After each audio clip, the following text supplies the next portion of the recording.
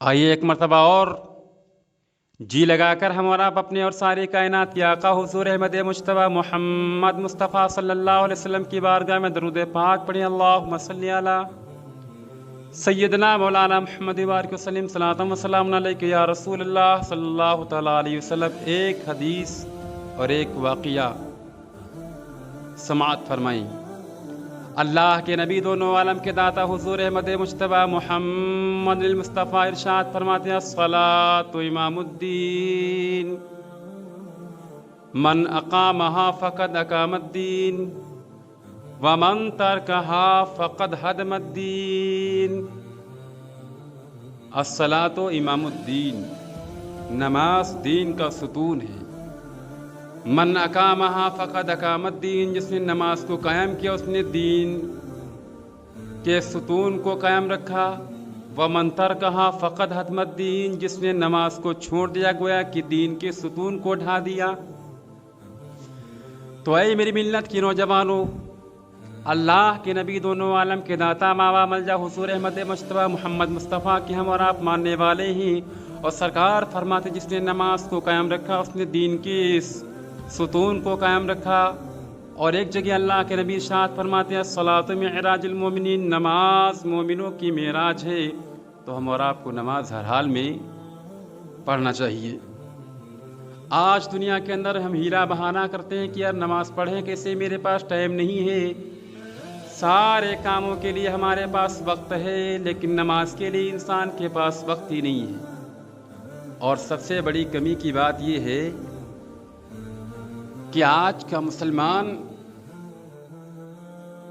پاک رہنا ہی نہیں وہ چاہتا ہے، پاک رہتے ہی نہیں ہیں۔ اگر پاک رہنا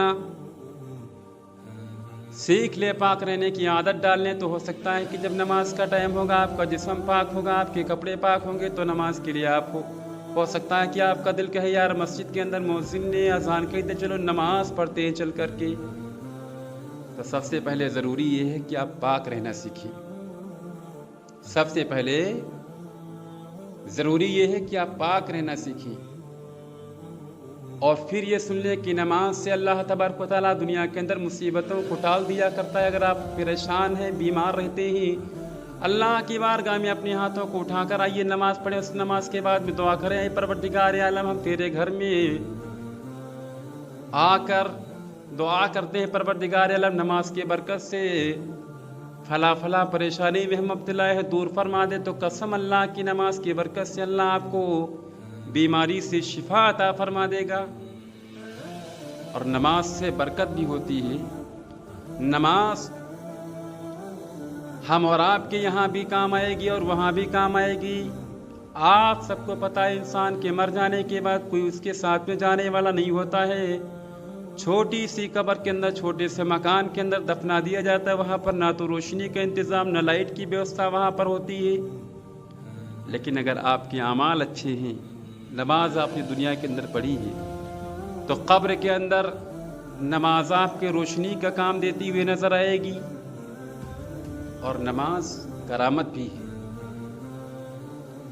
آئیے میں آپ کو بتاؤں، اللہ کے ولی حضرت خواجہ بختیار کاکی رحمۃ اللہ علیہ کی بارگاہ میں ایک انسان یہ سوچ کر کے آیا کہ چلو حضرت کی بڑی شہرت ہے، بڑا چرچا ہے، بہت سے لوگ آپ کے ماننے والے ہیں، اور ہر ایک کی زبان پر ہے یہ کہ خواجہ بختیار کاکی رحمۃ اللہ علیہ، اللہ تبارک خواجہ بختیار کاکی جو ہیں اللہ کے ولی ہیں، چلو ان سے ملاقات کرتے ہیں۔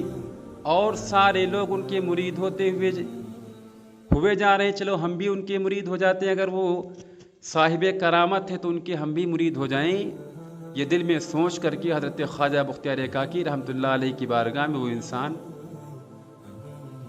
آیا، اور آنے کے بعد میں 1 سپتاہ سے لے کر 2 سپتاہ تک رہا، اس کے بعد اور اس کے اوپر آگے کا ٹائم گزر گیا، لیکن وہ 15 دن کی بعد تک میں کوئی کرامت حضرت سے نہیں دیکھا۔ دن میں سوچ کر کے آیا تھا کرامت دیکھوں گا تو مرید ہو جاؤں گا، کرامت نہ دیکھوں گا تو واپس چلا آؤں گا۔ بالآخر یہ کہ وہ انسان آیا، آنے کے بعد 15 دن سے زائد آپ کی بارگاہ کے اندر رہا۔ فجر کی نماز میں آپ کے ساتھ، ظہر کی نماز میں آپ کے ساتھ میں، عصر کی نماز آپ کے ساتھ میں، مغرب کی نماز آپ کے ساتھ میں، عشاء کی نماز آپ کے ساتھ میں پڑھتا رہا، اور زیادہ تر اپنا وقت آپ کے ساتھ میں گزارا کہ کرامت دیکھیں گے، کرامت کے چکر میں 15 دن سے زیادہ کا وقت گزر گیا لیکن کرامت کو نہ دیکھا۔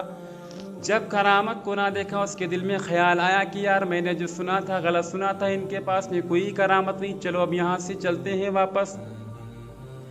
جب وہ اللہ کا بندہ وہاں سے واپس چلا، اب آؤ ذرا دیکھو اللہ کے ولیوں کی حکومت دلوں کے اوپر بھی ہوا کرتی ہے، وہ دلوں کے راز کو جان لیا کرتے ہیں۔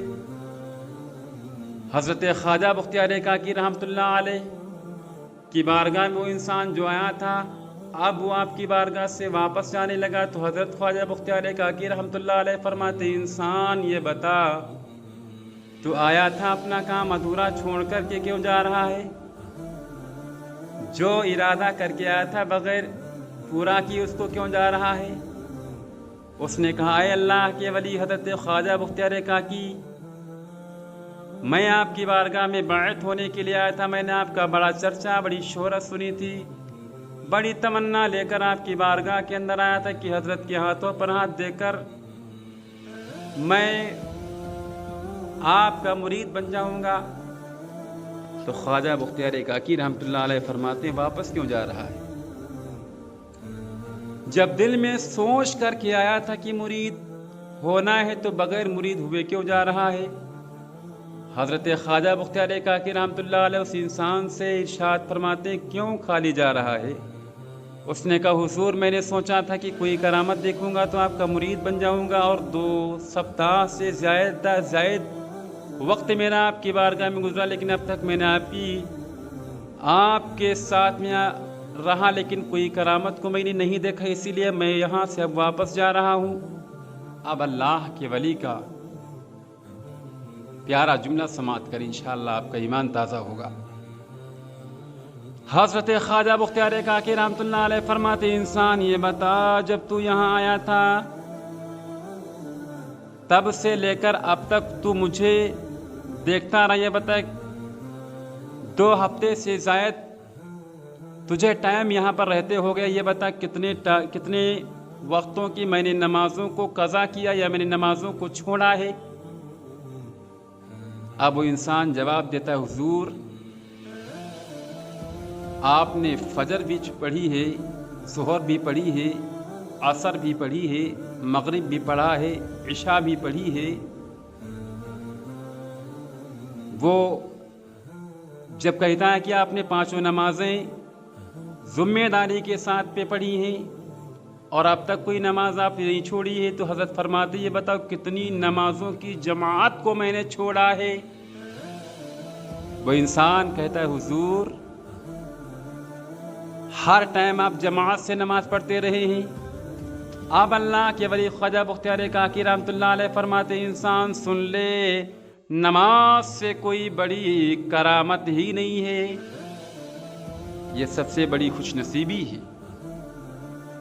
کہ انسان اگر 5 ٹائم کی نماز پڑھتا ہے تو اس سے بڑا کوئی کراماتی ہی نہیں ہے۔ اس لیے میری ملت کے نوجوانوں نماز پڑھا کرو، نماز کسی بھی صورت میں کسی پر معاف نہیں ہے۔